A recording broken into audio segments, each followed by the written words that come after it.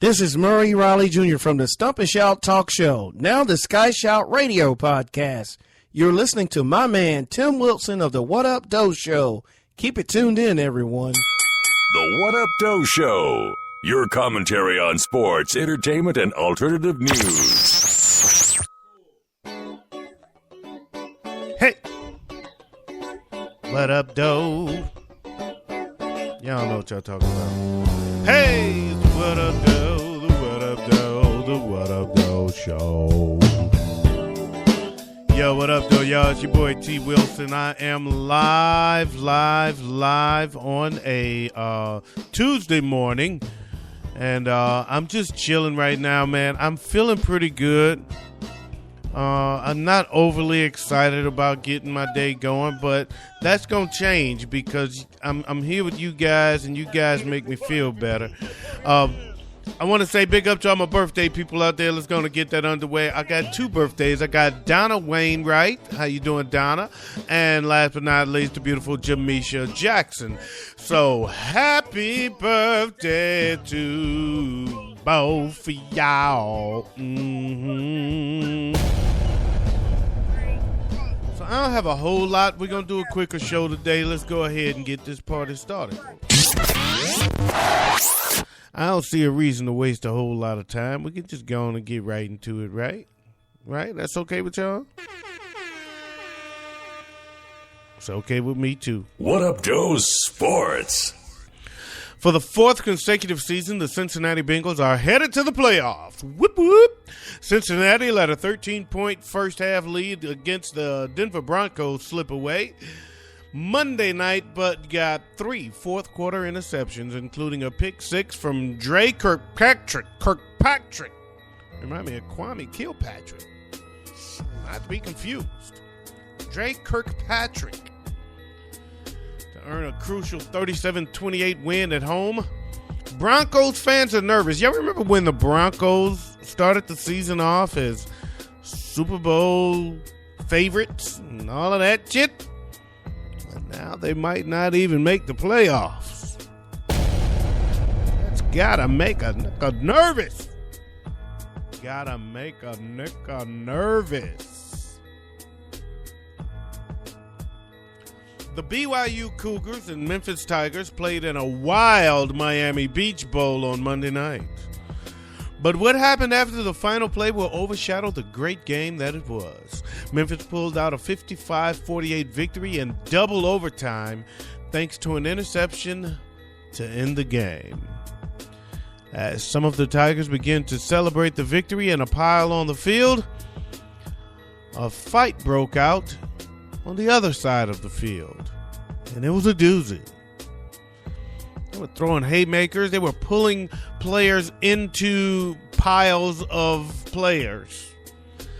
So there was a couple of guys from BYU that got pulled into a pile of Memphis players, and they just started pounding his ass, and vice versa happened. They got a couple of Memphis guys into a pile of BYU players and was pounding their asses. Video shows one guy getting hit with a helmet. He swung a helmet and hit him in the head.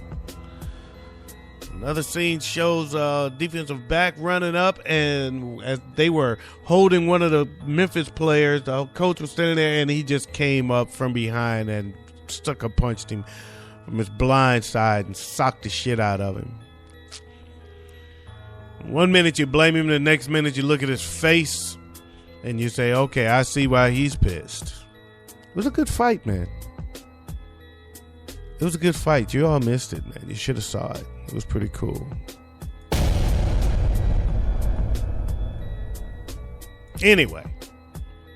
It was pretty cool. You should have saw it. There's video all over the place. Check it out. Beach Bowl. The Beach Bowl Brawl. Detroit Lions center Dominic Raiola stirred controversy when he stepped on the leg of Chicago Bears defensive tackle Ego Ferguson in Week 16. The Bears wide receiver Brandon Marshall has been on the radio and Twitter crying like a little bitch about it. The NFL decided Monday that Raiola will receive a one-game suspension for his conduct. Chicago Bear wide receiver Brandon Marshall has been online and on the radio crying like a bitch about that too. And next up on Detroit's depth chart is Travis Swanson, a rookie third-round draft choice out of Arkansas.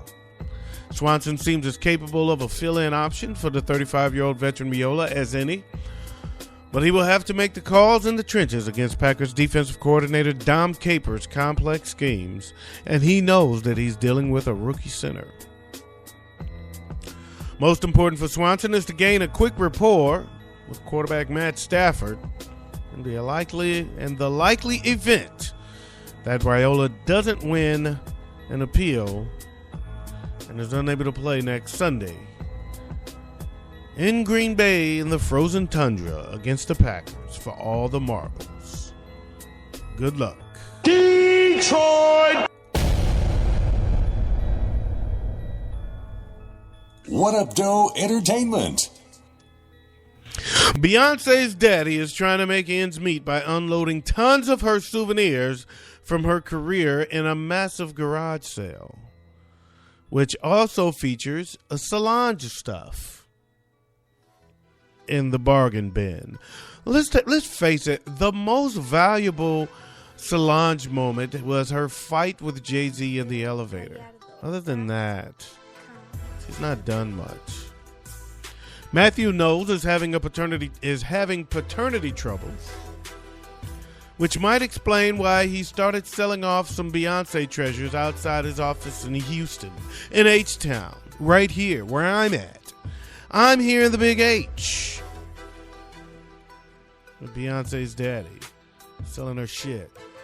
She can run over there and buy me some shit. See what I can find.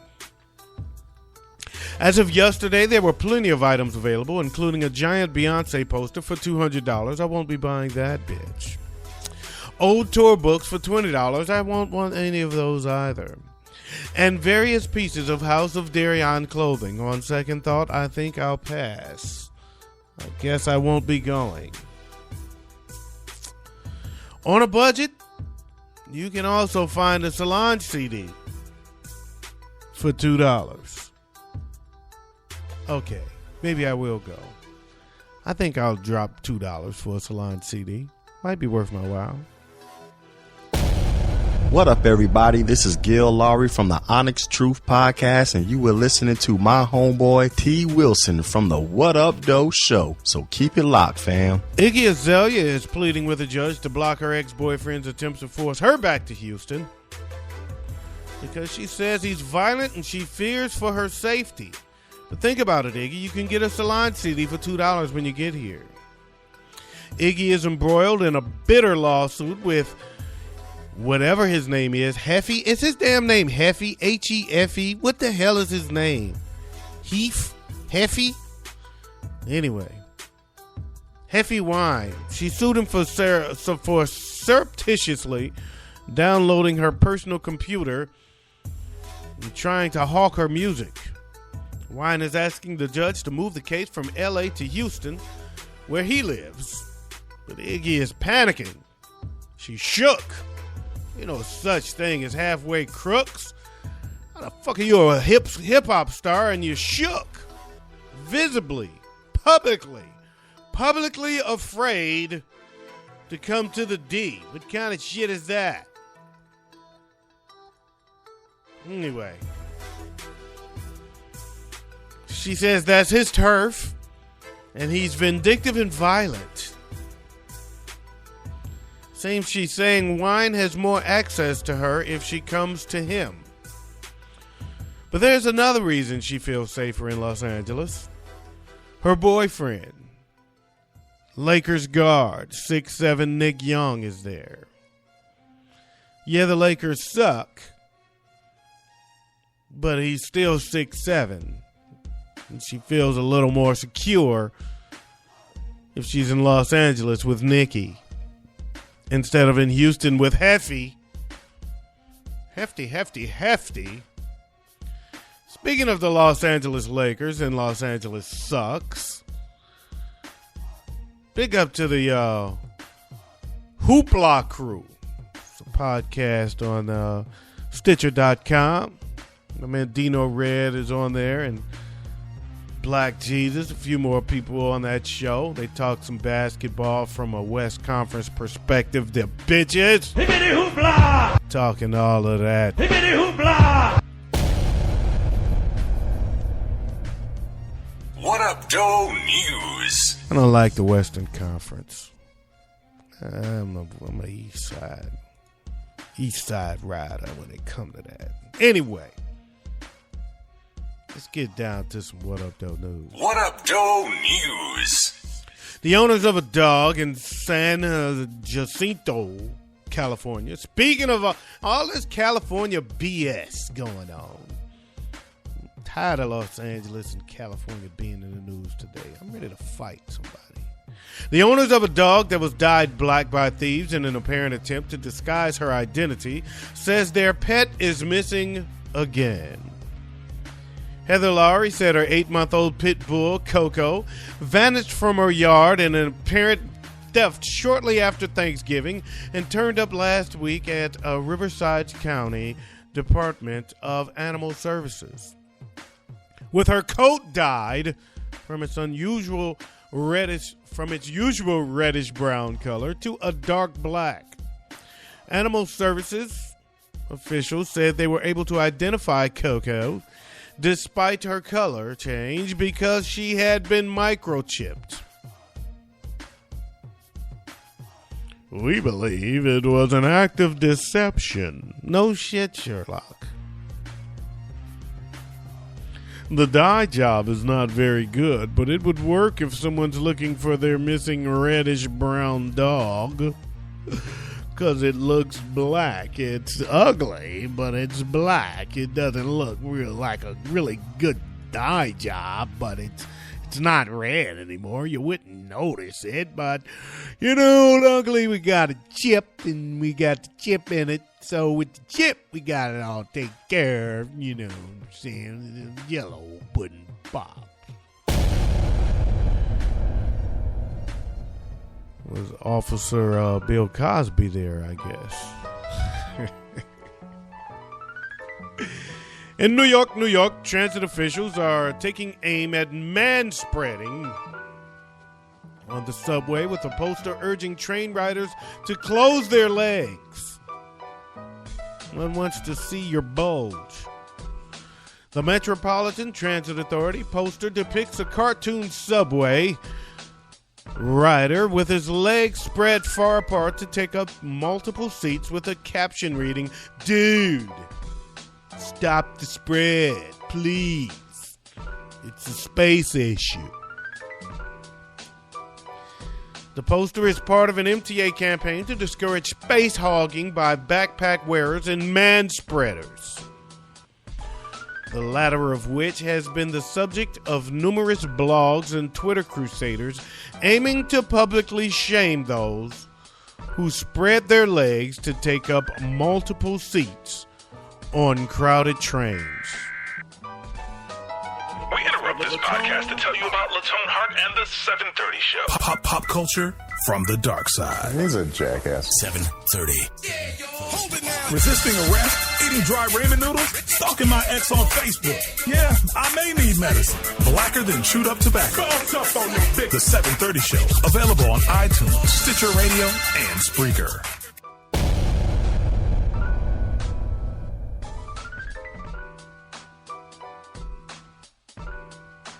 In Brisbane, Australia, workers became viral stars when they transformed their office into a giant slip and slide for their Christmas party. Employees at Flight Center's headquarters found their pictures plastered across the internet after a Reddit poster shared an image of the giant indoor slip and slide on the website. The makeshift slip and slide consisted of a plastic sheet spread along a long aisle in the office and covered in suds to allow for easy slipping and sliding. I saw this video. It looks like beer suds to me, but I guess it's not. It's not something we ever... Oh, I'm sorry. It's not something we ever intended to publicize. It's been running for about 6 years now, a Flight Center spokeswoman told the What Up Doe Show. Whether you slide or cheer from the sidelines, we consider it a great way to end the year and bring everyone together to celebrate. All right. That story was a lot more interesting when I was reading it to myself than it turned out to be as I read it out loud. Apologize for that. That happens every now and then, though, you know. Every now and then, I'm just going through the stories and I'm like, that looks interesting. That should be funny. And then I actually get to it. It's crappy. It's not worth my time. What up? It's your boy Dino Red of the Red Rock Podcast Network. And you listen to my boy T. Wilson of the What Up Doe Show. You better tell somebody, baby. You know, it's not really any more stories. I got one more story to share, but I think I'm going to use it as a What Up Doe commentary. How about that? What up? There we go. What Up Doe Show closing commentary. I haven't been doing this a lot, but here I am 2 days in a row getting back to it. But this was a story that I didn't find to fit any other category because I thought it was tasteless. And I'm going to touch back on the same topic from yesterday because a couple of people got upset with me because I sent up prayers for the guy that killed the cops and killed himself and didn't make note of the cops themselves. But why should I? I didn't say anything bad about them, so I always was told if you can't say nothing nice about them, don't say nothing at all, so I didn't. So, anyway, this is how they feel about us. How about this? The Glendale, California Elks Lodge is investigating a shocking incident that went down in the club a week ago when a performer sang a song celebrating the death of Michael Brown for an audience that included a number of retired and current police officers. The song was a parody of Bad Bad Leroy Brown. Gary Fishel, the performer and a member of the lodge, changed the lyrics, which includes, "He's dead, dead Michael Brown. Deadest man in the whole damn town. His whole life's long gone. He's deader than a roadkill dog." So why should I care? Why should I give a damn about them if that's what they think about us? The event was the capper for a charity golf event thrown by retired Los Angeles police officer Joe Myers, a 32-year veteran who left the force in 2007. 50 to 60 people attended the dinner, and about half were cops, most of whom were retired. The others were civilians.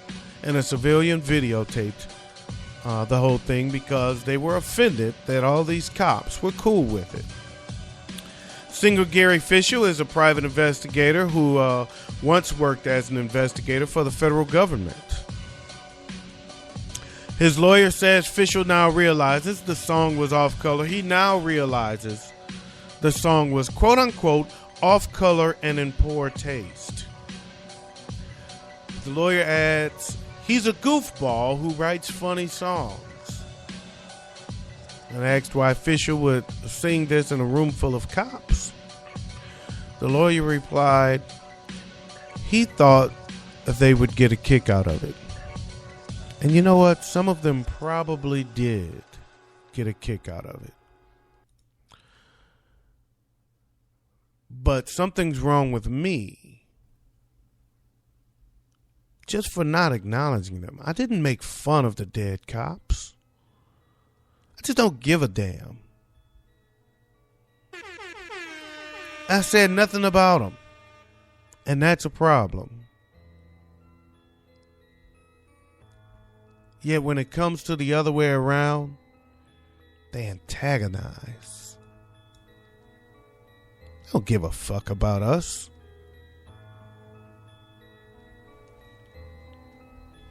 They don't give a damn about us.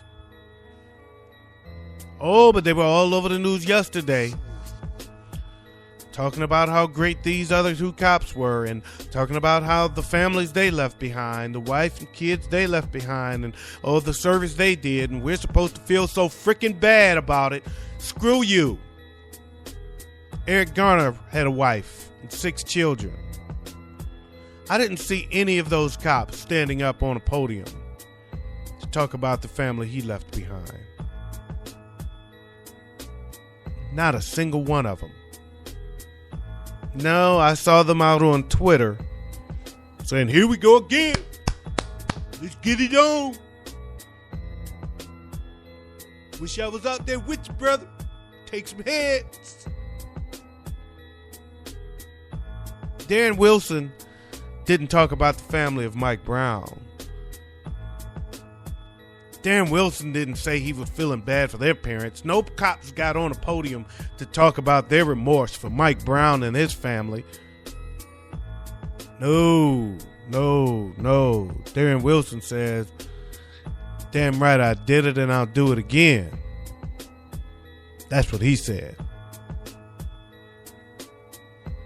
Yeah, he may not have said it with that tone, but that's his words.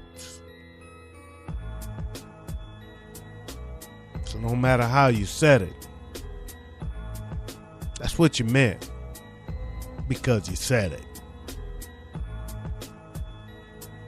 But I'm supposed to feel bad for the police. Excuse me if I don't. Matter of fact, you don't even have to excuse me, because I don't give a damn about what you think either. I just want you to hear it.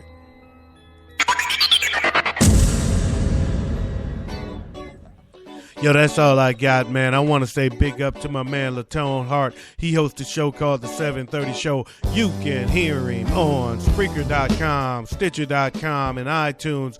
Also, big up to Dino Red of the Shiznit Show.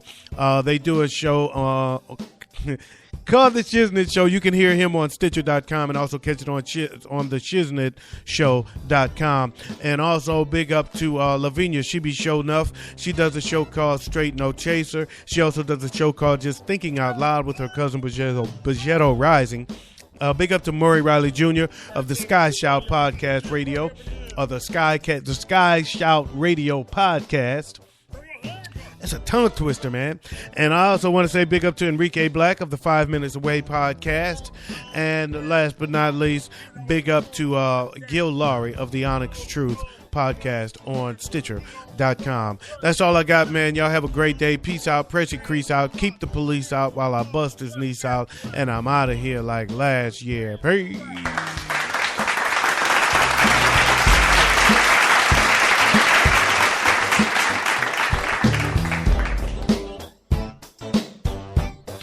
Oh, and in case I don't see you, good afternoon, good evening, and good night.